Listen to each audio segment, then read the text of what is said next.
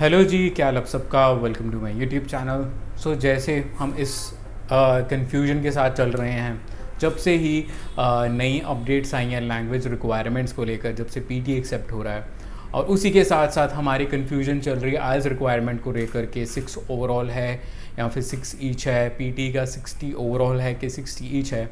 एक अलग कन्फ्यूजन भी पैरेलल चल रही है, वो है फॉर मास्टर्स। बहुत सारे बच्चे जो कमेंट कर रहे हैं, मैंने बहुत सारे कमेंट रीड किए, मैंने बहुत सारे बच्चों के डीएम मुझे आए हैं।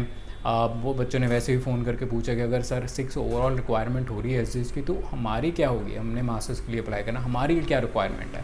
तो एक चीज़ को समझ के देखिए कि जो रिक्वायरमेंट होती है ना एसजीएस की, चाहे वो 60 ओवरऑल है, चाहे 6 ईच है जो करंटली चल रही है 6 ईच है, अगर पीटी की 60 ईच रहेगी नहीं तो 60 ओवरऑल, वो एक जेनरिक रिक्वायरमेंट है फाइलिंग के लिए, अपनी फाइल सबमिट करने के लिए।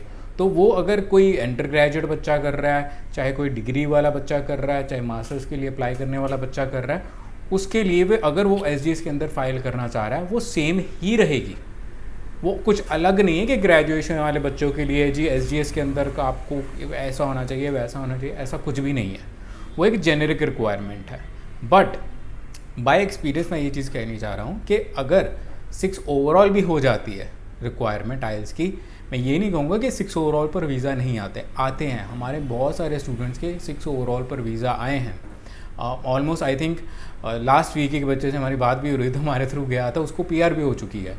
ये नहीं कि वीज़ा आते नहीं है 6 ओवरऑल पर, आते हैं, हमारे स्टूडेंट्स भी गए हैं, बट वो कम आते हैं क्योंकि जब आपने ग्रेजुएशन कर ली होती है और आप पोस्ट ग्रेजुएट प्रोग्राम में अप्लाई करते हो, या फिर अगर आपने मास्टर्स कर ली है और आप फर्दर मास्टर्स के लिए अप्लाई कर रहे हो, तो जो लेवल ऑफ एजुकेशन होता है ना, उसके अकॉर्डिंगली जो आईएलटीएस की रिक्वायरमेंट या फिर इंग्लिश टेस्ट की रिक्वायरमेंट, चाहे पीटी हो चाहे टोफिल हो, कुछ भी हो, उसकी रिक्वायरमेंट वो बढ़ जाती है।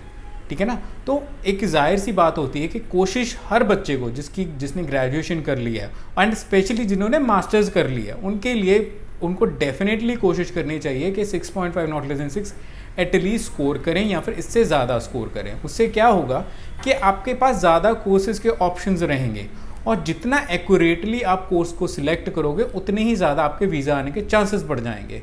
हम इन्हीं चीज़ों पर अभी भी कंफ्यूज घूम रहे हैं कि जी मुझे तो ऑफ़र मिल गया, हाई कमीशन की रिक्वायरमेंट तो जो भी अभी 6 ईच की चल रही है तो 6 ईच की है, तो हम ऐसे एडवाइस करते हैं, हम आपको वीज़ा सक्सेस रेशियो के अकॉर्डिंग एडवाइस करते हैं। जैसे हमें रिजल्ट आते हैं तभी मैंने पहले बता दिया कि ऐसा नहीं कि वीज़ा नहीं आएगा वीज़ा पहले भी आया है, अब भी आएगा, आगे भी आने की पॉसिबिलिटी रहेगी, बट वो आने के चांसेस जो होते हैं वो कम रहते हैं। हमारे पास जैसे मेरे पास फ्रेश केसेस कम होते हैं, रिफ्यूज़ल केसेस ज़्यादा आते हैं। ठीक है ना। तो मैं उन्हीं रिफ्यूज़ल्स के अकॉर्डिंग, जो मेजॉरिटी मेरे पास रिफ्यूज़ल्स आती हैं, मैं उनके अकॉर्डिंग आपको बताने की कोशिश करूँ ताकि आप कल को ये डिफ़िकल्टी ना फेस करें। कुछ वो लोगों के वीज़ा होते हैं वो निकल जाते हैं, बट बहुत सारे होते हैं जो बार बार बैक टू बैक रिफ्यूज़ल लगते रहते हैं। तो उन बच्चों के लिए आप प्लीज़ लीनियंट ना हो। अगर आपका आईएलटीएस की वजह से रिफ्यूज़ल आया है या फिर आपका स्कोर कम है, please try to score higher. ठीक है ना। अब तो चलो पीटी भी एक्सेप्टेड होने वाली है। मैंने बहुत बार ये एक चीज़ देखी है कि बच्चों का जिनको आईएलटीएस में नहीं स्कोर आ रहा होता, वो पीटी में बहुत अच्छा स्कोर कर लेते हैं।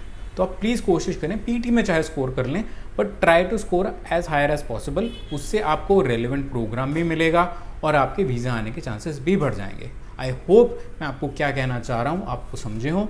एंड अगर आपको ये वीडियो ठीक लगी है, हेल्पफुल लगी हो, आपका कन्फ्यूजन कुछ दूर हुआ हो, तो प्लीज़ लाइक कर दीजिएगा, हमारे चैनल को सब्सक्राइब करना ना भूलिएगा। And thank you so much for watching this video. Keep supporting. Bye bye.